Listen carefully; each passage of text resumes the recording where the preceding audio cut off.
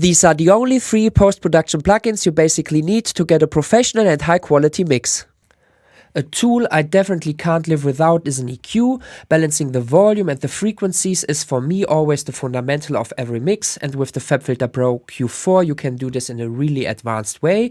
You can, for example, process the side and the mid information of the frequencies separately. You can also make individual bands dynamic or spectral. Then you can open the advanced settings where you can activate the external sidechain. You can set the attack and release times. You can also adjust a threshold. And if you want, you can also switch between zero latency, natural phase and linear phase mode to avoid phase shifts. Adjusting the dynamic range of individual channels and buses is also essential to get that punchy and high quality sound.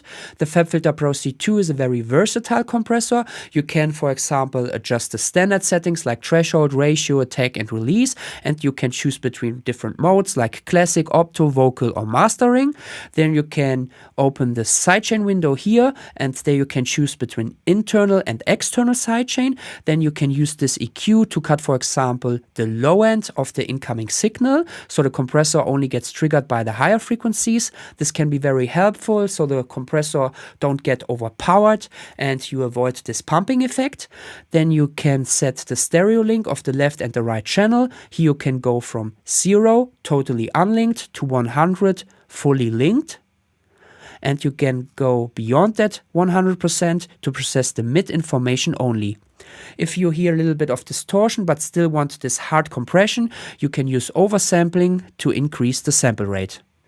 Adding saturation can have a huge impact from a flat and boring sounding mix to a really exciting and fat sounding mix. The Saturn II is a great tool to add color to your signal. You can set different bands and adjust the low, the mid and the high frequency separately. Then you can switch between different styles like tube, tape or amp. And what it makes really interesting, you can add sources like slider, controller, LFO, but in this case we use an envelope follower and we go with a fast attack and activate the transient mode.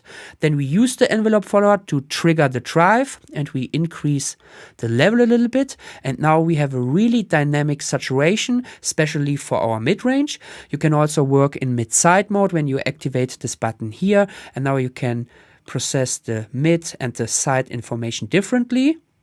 You can also activate linear phase mode to avoid phase issues, and you can go with oversampling if you hear a little bit of distortion. The basic idea behind this video is to show you that it is sometimes better to focus on the basic things and to be really good at doing the basic techniques rather than trying too much without really knowing what you are actually doing and not coming to the point.